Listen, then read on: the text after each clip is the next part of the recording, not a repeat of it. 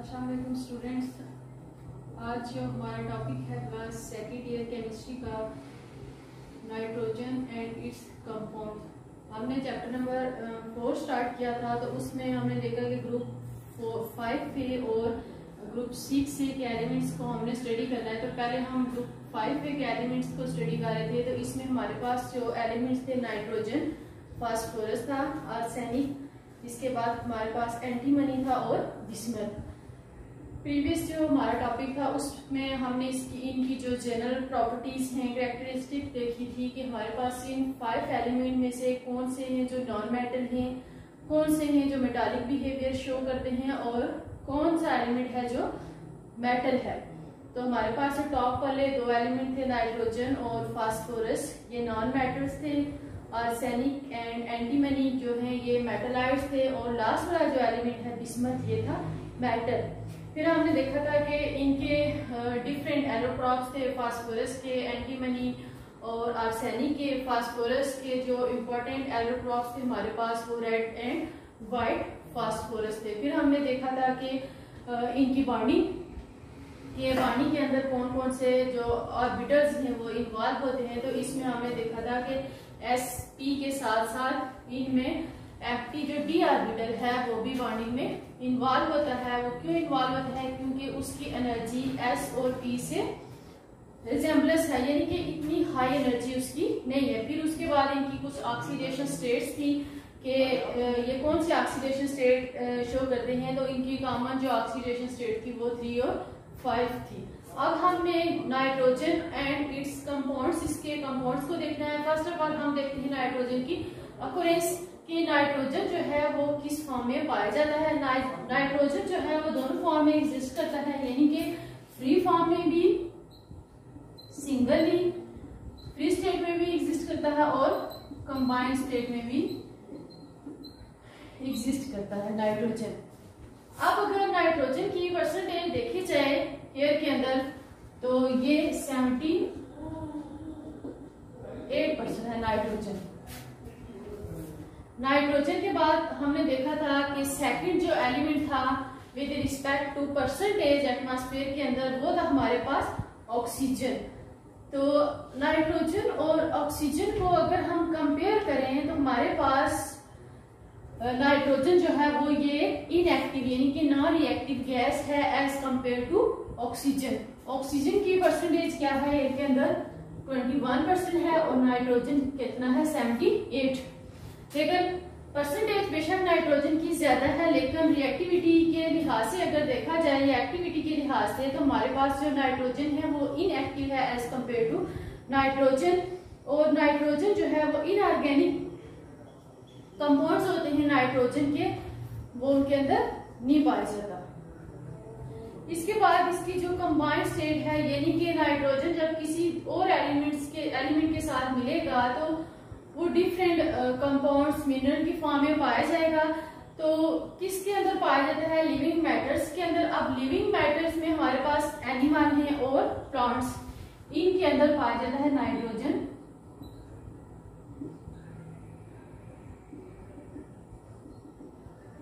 Plants और animal के अंदर पाया जाता है कंबाइंड स्टेट में। किस फॉर्म में? In the form of protein, urea and amino acid. अब अमाइनो एसिड जो है इनके अंदर भी नाइट्रोजन होता है, यूरिया इसके अंदर भी नाइट्रोजन है, और जब अमाइनो एसिड कंबाइन होते हैं तो प्रोटीन फॉर्मेशन होती है, तो इनके अंदर भी नाइट्रोजन मौजूद होता है इन कंबाइंड स्टेट के अंदर। ये जनरल ऑकरेंस की नाइट्रोजन जो है वो किस फॉर्म में पाया जाता है? फ्री फॉर्म में भी एग्जिस्ट करता है, कंबाइंड स्टेट में भी। इसकी परसेंटेज बाय वॉल्यूम अगर देखें तो 78% नाइट्रोजन है एयर के अंदर। और कंपैरिजन अगर इसकी रिएक्टिविटी को देखें, नाइट्रोजन और ऑक्सीजन जो सेकंड मेजर कंस्टिट्यूएंट है एयर के अंदर, वो हमारे पास ऑक्सीजन है 21%। तो हमारे पास और नाइट्रोजन जो है वो लेस रिएक्टिव इनएक्टिव गैस है as compare to oxygen. Combined state के अंदर ये एनिमल्स और प्लांट्स के अंदर पाया जाता है, प्रोटीन की फॉर्म में पाया जाता है, यूरिया एंड अमाइनो एसिड, यानी कि अमाइनो एसिड के अंदर भी नाइट्रोजन है। अब आपने अमाइनो एसिड का स्ट्रक्चर पढ़ा हुआ है कि उसमें आपको पता है कि उसके अंदर नाइट्रोजन मौजूद होता है। Nitrogen, carbon, hydrogen and oxygen. तो ये नाइट्रोजन जब कार्बन हाइड्रोजन ऑक्सीजन के साथ मिलेगा तो ये कंबाइंड स्टेट है उसकी। उसके बाद यूरिया है, यूरिया में भी हाइड्रोजन होता है, कार्बन और नाइट्रोजन। प्रोटीन है तो अमीनो एसिड कंबाइन हुए तो प्रोटीन बनेगा, उनके अंदर भी नाइट्रोजन प्रेजेंट है। नेक्स्ट है ऑक्साइड ऑफ नाइट्रोजन के नाइट्रोजन के डिफरेंट ऑक्साइड्स हैं, यानी कि नाइट्रोजन जब ऑक्सीजन के साथ मिलेगा तो डिफरेंट ऑक्साइड्स बनाता है। तो उसमें हमें देखने हैं कि इसके ऑक्साइड कौन कौन से हैं और जो इम्पोर्टेंट ऑक्साइड है वो हमारे पास यहाँ पे नाइट्रोजन के कौन कौन से। तो यहाँ पे नाइट्रोजन जो है वो डिफरेंट ऑक्साइड बनाता है ऑक्सीजन के साथ। तो इसके जो कॉमन ऑक्साइड हैं वो हमारे पास फर्स्ट जो है N2O। N2O क्या है? Die nitrogen oxide. Die nitrogen mean कि यहाँ पे कितने नाइट्रोजन है? 2 डाई नाइट्रोजन ऑक्साइड। आई से कहते हैं नाइट्रस ऑक्साइड। सेकेंड जो ऑक्साइड है नाइट्रोजन का NO। NO सिंपली क्या है? Nitrogen oxide. आर इसे कहते हैं नाइट्रिक ऑक्साइड। थर्ड इसका ऑक्साइड है NO2 नाइट्रोजन डाइऑक्साइड और nitrogen peroxide. NO2 nitrogen dioxide, 2 oxygen है, या इसे कहते हैं नाइट्रोजन परऑक्साइड। इसके बाद इसका जो नेक्स्ट ऑक्साइड है वो है हमारे पास N2O3 die nitrogen trioxide. N2O3 2 nitrogen है और 3 ऑक्सीजन है, तो डाई नाइट्रोजन ट्राइऑक्साइड। और इसे कहते हैं nitrous anhydride. Anhydride mean without water. इसका जो लास्ट वाला ऑक्साइड है वो है हमारे पास N2O5, यानी कि डाई नाइट्रोजन पेंटाऑक्साइड। 5 ऑक्सीजन है तो 5 के लिए जो केमिस्ट्री में वर्ड यूज किया जाता है वो पेंटा है। डाई नाइट्रोजन पेंटाऑक्साइड और इसे कहते हैं नाइट्रिक एनहाइड्राइड। अब ये जो ऑक्साइड्स हैं नाइट्रोजन के, इनके स्ट्रक्चर यहाँ पे बुक में हमने मेंशन किए हुए हैं। फर्स्ट हमारे पास जो डाई नाइट्रोजन ऑक्साइड है इसे कहते हैं नाइट्रस ऑक्साइड। अब ये नाइट्रस ऑक्साइड है, नाइट्रिक ऑक्साइड है या नाइट्रोजन परऑक्साइड है, ये किसके ऊपर डिपेंड करता है? ये नाम हम उसको देते हैं जो नाइट्रोजन होता है उसकी ऑक्सीडेशन स्टेट की बेस पे। हमें पता है कि हमारे पास जो ऑक्सीजन है इसकी ऑक्सीडेशन स्टेट यानी कि इसके ऊपर जो चार्ज है ये -2 होता है। डिफरेंट ऑक्साइड इसमें आपने इसके ऑक्साइड पढ़े थे, ऑक्सीजन के परऑक्साइड है, सब ऑक्साइड है, सुपर ऑक्साइड है, नॉर्मल ऑक्साइड है। तो N2O जो है इसमें नाइट्रोजन, इसे हम कहते हैं डाई नाइट्रोजन ऑक्साइड और नाइट्रस ऑक्साइड। तो यहाँ पे नाइट्रोजन जो है वो उसके ऑक्सीडेशन स्टेट क्या होगी? +1। अब आपने फर्स्ट ईयर में देखा था कि ऑक्सीडेशन स्टेट कैसे कैलकुलेट करते हैं, तो जो वहां पे रूल्स उन्होंने यूज किए थे ऑक्सीडेशन स्टेट को कैलकुलेट करने के लिए, वही रूल है यहाँ पे आप उनको अप्लाई करके इनकी ऑक्सीडेशन स्टेट कैलकुलेट कर सकते हैं। नेक्स्ट जो हमारे पास ऑक्साइड है नाइट्रिक ऑक्साइड, तो इसमें इसकी ऑक्सीडेशन स्टेट क्या है? +2 है। थर्ड हमारे पास जो ऑक्साइड है इसमें इसकी ऑक्सीडेशन स्टेट +4 है। तो इसी तरह यहाँ पे आपने देखना है कि इसमें नाइट्रोजन की ऑक्सीडेशन स्टेट कितनी है। यहाँ पे आपके पास 3 ऑक्सीजन है, -2 चार्ज होता है, उसको उसके साथ मल्टीप्लाई करेंगे जो आपको x की आपने कैलकुलेट, x आपके पास क्या है? नाइट्रोजन। तो इसमें आपके पास इस नाइट्रोजन की ऑक्सीडेशन स्टेट आ जाएगी। लास्ट वाले में भी आपने सेम वही फार्मूला अप्लाई करना है और आपने उसके ऑक्सीडेशन स्टेट को कैलकुलेट करना है। तो n जो आपके पास है n, इसके ऊपर अगर चार्ज हो तो चार्ज की बेस पे इनकी ऑक्सीडेशन स्टेट डिफरेंट होगी। तो ये थे डिफरेंट ऑक्साइड्स ऑफ नाइट्रोजन। अब आपने जो डिस्कस करने हैं यहाँ पे वो कॉमन जो ऑक्साइड हैं वो आपके पास है die nitrogen oxide, N2O, nitrogen oxide और नाइट्रोजन डाइऑक्साइड। ये जो 3 ऑक्साइड्स हैं इनको आपने 1 बाय 1 डिस्कस करना है। फर्स्ट ऑफ ऑल आपने देखना है इनकी प्रिपरेशन कि आप इनको कैसे प्रिपेयर कर सकते हैं। सेकंड आपने इनकी प्रॉपर्टीज को देखना है और थर्ड फिर आपने इनके केमिकल रिएक्शंस। फर्स्ट हम देखते हैं जो हमारे पास डाई नाइट्रोजन ऑक्साइड है और इसे कहते हैं नाइट्रस ऑक्साइड। फर्स्ट जो ऑक्साइड है डाई नाइट्रोजन ऑक्साइड और नाइट्रस ऑक्साइड।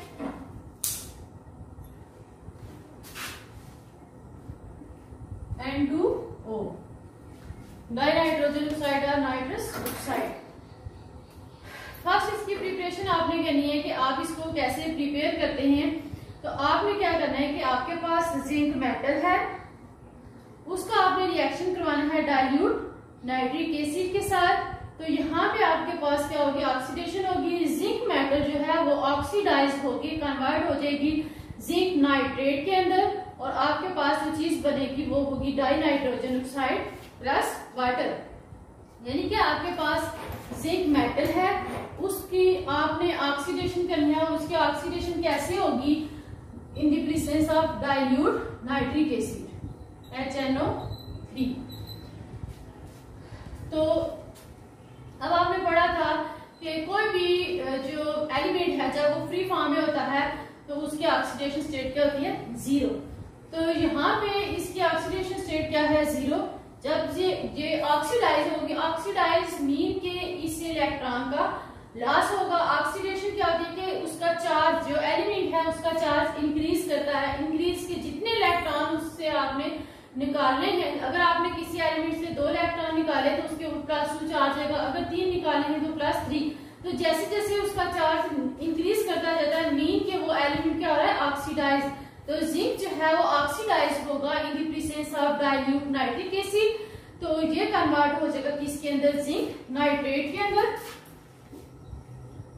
ZnNO3। ये आपके पास क्या है, जिंक नाइट्रेट। बाकी आपने देखना है कि आपके पास क्या चीज बचेगी। आपने जो चीज प्रिपेयर करनी है वो है आपके पास डाइनाइट्रोजन ऑक्साइड NO2 और इसके साथ 5 वाटर मॉलिक्यूल। अब आपने क्या करना है कि यहाँ पे आपने देखना है कि आपने जिंक को किस फॉर्म में लिया था। जिंक आपके पास क्या थी, सॉलिड फॉर्म में थी।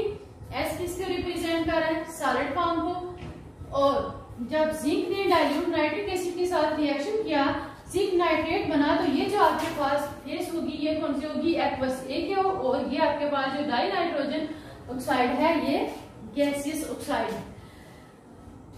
तो इसको आपने अब बैलेंस करना है। बैलेंसिंग के लिए इसमें आपने देखना है कि आपके पास आपने कितने अमाउंट में लेनी है। जिंक मेटल डाइल्यूट नाइट्रिक जो एसिड है उसके आपने कितने ml लेने हैं। तो आपके पास जिंक नाइट्रेट बनेगा, नाइट्रोजन डाइऑक्साइड और 5 वाटर मॉलिक्यूल। तो ये भी आपने बैलेंसिंग ऑफ इक्वेशन, इसमें आपने भी पढ़ा था फर्स्ट ईयर में कि इन डिटेल कि आपके पास अगर कोई रिएक्शन है तो कोई इक्वेशन आपको गिवन है तो उसको आप कैसे बैलेंस करते हैं। यानी कि रिएक्टेंट और प्रोडक्ट्स के अंदर आपने एलिमेंट्स की जो अमाउंट है उसको आपने बैलेंस करना होता है। जितनी रिएक्टेंट्स के अंदर होंगी प्रोडक्ट के अंदर भी उनकी अमाउंट वही होगी। तो फिर वो आपके पास एक बैलेंस इक्वेशन है। इसमें आपने जब बैलेंस करते थे इक्वेशन, तो इक्वेशन को बैलेंस करने के कुछ रूल्स थे वो आपने देखे थे। इसके बाद आपने देखा था कि अगर आपके पास में रिएक्शन एसिडिक मीडियम में है तो आपने उस इक्वेशन को बैलेंस करना है। तो बैलेंस करने के लिए जो एसिडिक मीडियम है उस पे आप कौन सी चीज यूज करते थे, उसमें आप हाइड्रोजन वाटर को ऐड करते थे। अगर आपके पास बेसिक मीडियम है यानी कि आपके पास जो इक्वेशन है वो बेसिक बिहेवियर शो कर रही है तो उसको बैलेंस करने के लिए आपने क्या किया था, हाइड्रोक्साइड आयन ऐड किए थे। तो ये रूल्स आपने फर्स्ट ईयर में पढ़े थे कि आपके पास इक्वेशन गिवन है उसको आप 2 पार्ट्स के अंदर डिवाइड करते हैं, एसिडिक और बेसिक। फिर 1 बाय 1 एसिडिक के अगर आपके पास इक्वेशन है तो उसको बैलेंस करने के लिए आपने कौन से रूल अप्लाई करने हैं और बेसिक को, तो वही रूल यहाँ पे अप्लाई होंगे कि इक्वेशन जो है उसको आपने कैसे बैलेंस करना है।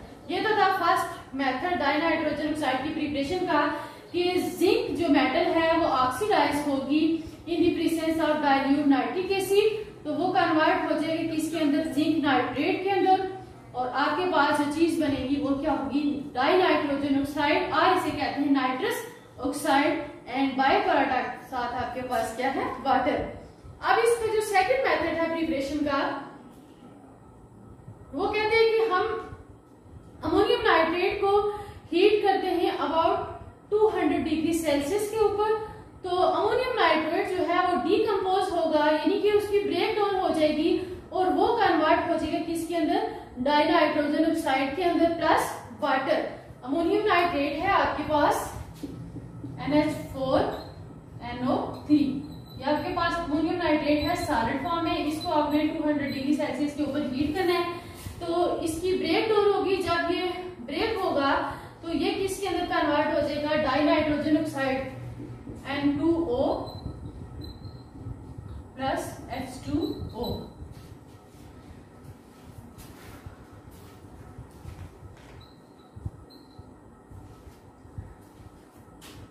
अब वो कहते हैं कि हमारे पास जो अमोनियम नाइट्रेट है इसको आप सिंपली यहाँ पे यूज नहीं कर सकते, यानी कि अगर आपके पास लैब में अमोनियम नाइट्रेट है, आपने उसको उठाया और उसको हीट करना शुरू कर दिया, ऐसा पॉसिबल नहीं है। अगर आप अमोनियम नाइट्रेट को डायरेक्ट हीट करेंगे तो क्या होगा कि वहां पे ब्लास्ट हो जाएगा। इस ब्लास्ट से बचने के लिए हम क्या करते हैं कि हम लेते हैं मिक्सचर, अमोनियम नाइट्रेट को रिप्लेस करके, बल्कि आप लेते हैं मिक्सचर किसका, सोडियम नाइट्रेट का और अमोनियम सल्फेट का। सोडियम नाइट्रेट NaNO3 और इसके साथ सेकंड जो चीज है वो है आपके पास अमोनियम सल्फेट।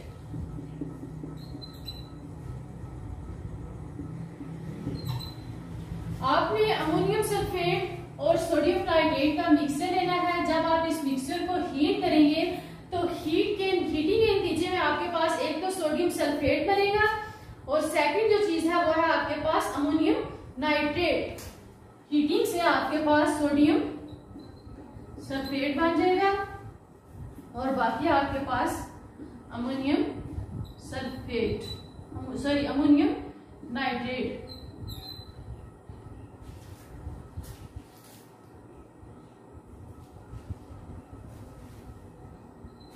अब आपने क्या करना है कि ये जो आपके पास अमोनियम नाइट्रेट बना मिक्सचर से, उसको आपने हीट करना है 200 डिग्री सेल्सियस के ऊपर और वो ब्रेक डाउन होकर कन्वर्ट हो जाएगा किसके अंदर, डाई नाइट्रोजन ऑक्साइड और वाटर के अंदर। तो ये आपने सिंपली लैब से, अगर आपके पास लैब में गिवन है तो आप उसको डायरेक्ट हीट नहीं कर सकते, बल्कि आपने मिक्सर लेना है। मिक्सर से आपके पास अमोनियम नाइट्रेट बनेगा, उसको आपने डिकम्पोज करना है, उसकी आपने हीटिंग करनी है 200 डिग्री सेल्सियस के ऊपर, तो वो कन्वर्ट हो जाएगा किसके अंदर, डाई नाइट्रोजन ऑक्साइड के अंदर और वाटर। ये था preparation method nitrogen, die nitrogen oxide और इसे कहते हैं नाइट्रस ऑक्साइड। अब इसकी कुछ प्रॉपर्टीज हैं कि डाई नाइट्रोजन आपके पास ऑक्साइड जो है ये गैस है, ये किस फॉर्म में पाया जाता है, क्या, यानी कि इसकी आपने फिजिकल अपीयरेंस देखनी है, इसका कलर, फिर आपने इसका जो टेस्ट है वो चेक करना है, इसकी स्मेल आपने देखनी है। Properties of die nitrogen oxide.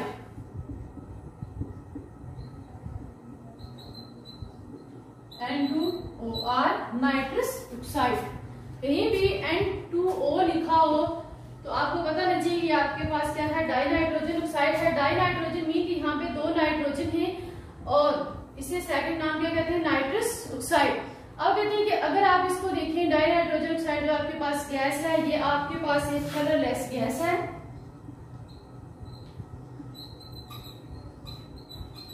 Colourless gas है। फेंट प्लीजेंट स्मेल, यानी कि हल्की खुशगवार इसकी स्मेल होती है। स्वीटिश टेस्ट, इसका जो टेस्ट है वो क्या है, स्वीटिश। इसके बाद इसकी सॉल्युबिलिटी को देखें तो ये कोल्ड वाटर के अंदर फेयरली सॉल्युबल है nitrogen dioxide gas. Next कहते हैं कि अगर आपके पास नाइट्रोजन डाइऑक्साइड है, इसकी एक प्रॉपर्टी इसे कहते हैं, सेकंड इसका नाम क्या है, नाइट्रोजन डाइऑक्साइड को लाफिंग गैस भी कहते हैं, लाफिंग गैस।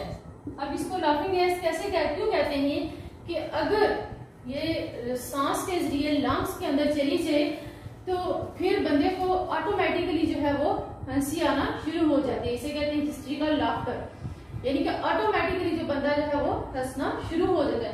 अगर किसी बंदे को हंसी नहीं आ रही तो ये जो आपके पास लाफिंग गैस है, डाई नाइट्रोजन ऑक्साइड गैस है, इसकी स्प्रे करें उसके मुंह के ऊपर तो फिर क्या होगा कि उसके जो जास हैं वो ऑटोमेटिकली खुलना शुरू हो जाएंगे। तो इसलिए देखने में वो बंदा जो है वो हंसना नहीं चाहता, लेकिन देखने में यही फील हो रहा है कि ये बंदा हंस क्या है आपके पास, लाफिंग गैस। और इसको ये जो डेंटिस्ट होते हैं इस गैस को यूज करते हैं। अगर किसी बंदे को टीथ का कोई प्रॉब्लम है तो वो उसके जो जॉज हैं उसको उनको खोलने के लिए क्या करते हैं कि उसके मुंह के ऊपर इस गैस की स्प्रे कर देते हैं। जब वो स्प्रे की जाती है तो वो जॉज ऑटोमेटिकली खुलना शुरू हो जाते हैं। तो वो ये उनके लिए ये हेल्पफुल होती है। तो इसलिए इसको N2O को लाफिंग गैस भी कहते हैं। यानी कि इसके सूंघने से बंदे को ऑटोमेटिकली हंसी आना शुरू हो जाती है। और ये आपको किसी भी जो मेडिकल स्टोर वगैरह होते हैं वहां से मिलती है। तो ये इनकी प्रॉपर्टीज थी। अब हमने देखने हैं इनके रिएक्शन, नाइट्रोजन डाइऑक्साइड के केमिकल रिएक्शन। अब कहते हैं कि नाइट्रोजन डाइऑक्साइड जो है आपके पास रिएक्शन क्या है इसके, फर्स्ट इसका रिएक्शन क्या है कि ये नॉन फ्लेमेबल है, यानी कि ये जलती नहीं है बल्कि ये कंबशन में हेल्पफुल होती है। ये किसी भी मटेरियल के साथ, बर्निंग मटेरियल के साथ जब मिलेगी तो उसको बर्निंग में सपोर्ट करती है। जैसे आपके पास मीथेन है तो मीथेन के अंदर अगर आप नाइट्रोजन डाइऑक्साइड को डालेंगे तो वो उसको बर्निंग में सपोर्ट करेगी। इसी तरह आपके पास सल्फर है, फास्फोरस है, तो ये इनको बर्निंग में सपोर्ट करती है नाइट्रोजन डाइऑक्साइड। अब इनके जो रिएक्शन है, अगर नाइट्रोजन डाइऑक्साइड जो है वो सल्फर के साथ रिएक्ट करती है तो वो सल्फर डाइऑक्साइड उसको बर्निंग में सपोर्ट करेगी और सल्फर को कन्वर्ट कर देगी सल्फर डाइऑक्साइड गैस के अंदर और यहाँ साथ उसके नाइट्रोजन गैस। सेकंड जो इसका सल्फर के साथ आपके पास सल्फर है सॉलिड फॉर्म में, उसका आपने रिएक्शन करवाना है किसके साथ, नाइट्रोजन डाइऑक्साइड गैस के साथ। गिजार है, ये दोनों आपके पास क्या है, गैसेस हैं। ये दोनों गैसेस जब आपस में मिलेगी तो ये नाइट्रोजन डाइऑक्साइड जो है ये इटसेल्फ जो है वो नॉन कंबस्टिबल है, लेकिन सल्फर को जो है वो हेल्प करेगी, सपोर्ट करेगी बर्निंग में। तो ये कन्वर्ट हो जाएगी किसके अंदर, सल्फर डाइऑक्साइड SO2 ये गैस बन जाएगी और इसके साथ साथ नाइट्रोजन गैस।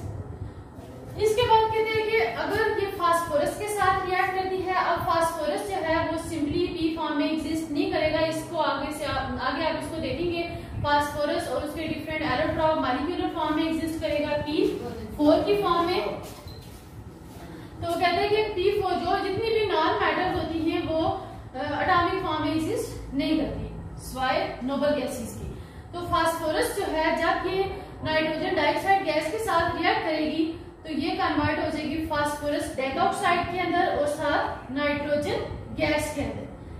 नेक्स्ट इसका जो रिएक्शन है नाइट्रोजन डाइऑक्साइड का वो किसके साथ है, कॉपर मेटल के साथ। ये नाइट्रोजन डाइऑक्साइड को जब आप कॉपर के साथ मिक्स करते हैं तो ये क्या करती है, कॉपर को कन्वर्ट कर देती है किसके अंदर, उसके ऑक्साइड के अंदर और उसके साथ साथ आपके पास नाइट्रोजन गैस रिलीज होगी। कॉपर है, कॉपर मेटल फ्री फॉर्म में है, कोई भी एलिमेंट या मेटल फ्री फॉर्म में होते हैं तो उसकी ऑक्सीडेशन स्टेट 0 होती है। जब आपने इसका रिएक्शन करवाना है किसके साथ, नाइट्रोजन डाइऑक्साइड गैस के साथ, तो ये क्या करेगी, नाइट्रोजन डाइऑक्साइड कॉपर को ऑक्सीडाइज करके इसको कन्वर्ट कर देगी कॉपर ऑक्साइड के अंदर और उसके साथ क्या चीज रिलीज होगी, नाइट्रोजन गैस N2 गैस। तो ये इसके रिएक्शंस थे किसके, नाइट्रोजन डाइऑक्साइड, आज इसे कहते हैं नाइट्रस ऑक्साइड। तो आपने 1 बाय 1 इसको अगर तैयार किया तभी आपको ये जाके याद रहेगा, वरना ये आपस में सारे रिएक्शन मिक्स हो जाएंगे। पहले आपने उसकी प्रिपरेशन देखनी है। 2 ही मेथड है प्रिपरेशन के, जिंक ऑक्साइड की, जिंक की ऑक्सीडेशन होगी डाइल्यूट नाइट्रिक एसिड की प्रेजेंस में तो वो कन्वर्ट हो जाएगा नाइट्रोजन डाइऑक्साइड के अंदर, साथ उसकी बाई प्रोडक्ट। सेकंड था अमोनियम नाइट्रेट, तो वो डिकम्पोज होगा, कन्वर्ट होगा नाइट्रोजन डाइऑक्साइड और वाटर के अंदर। फिर इसकी कुछ प्रॉपर्टीज थी, फिजिकल कलर उसका आपने देखा, फिर उसकी आपने स्मेल देखी कि उसकी स्मेल कैसी होती है, टेस्ट उसका कैसा होता है। और इसकी जो एक इम्पॉर्टेंट प्रॉपर्टी है, हम नाइट्रोजन डाइऑक्साइड को क्या कहते हैं, लाफिंग गैस, क्योंकि जब ये गैस बंदा जब ये गैस इनहेल करता है, लंग्स लग जाती है, तो बंदे को ऑटोमेटिकली लाफिंग होने यानी कि हंसी आना शुरू हो जाती है। फिर इसके रिएक्शंस थे कि ये जो है नॉन फ्लेमेबल है, लेकिन ये बर्निंग मटेरियल को जो बर्निंग सब्सटेंस होते हैं उनको सपोर्ट करती है बर्निंग में। जैसे आपके पास मीथेन है, उसके अंदर अगर आप इसको मिक्स कर दें तो ये मीथेन को बर्निंग में सपोर्ट करेगी। इसके बाद सल्फर था, सल्फर के बाद आपके पास क्या था, फास्फोरस। और फिर इसके केमिकल रिएक्शंस थे कुछ कि आपके पास जो नाइट्रोजन डाइऑक्साइड है वो केमिकली कॉपर के साथ रिएक्ट करेगी, तो कॉपर को ऑक्सीडाइज करके उसको ऑक्साइड के अंदर कन्वर्ट करती है। और अगर आपके पास जो इसका सेकंड जो फास्फोरस और सल्फर के रिएक्शंस थे। ठीक है, अल्लाह हाफिज़।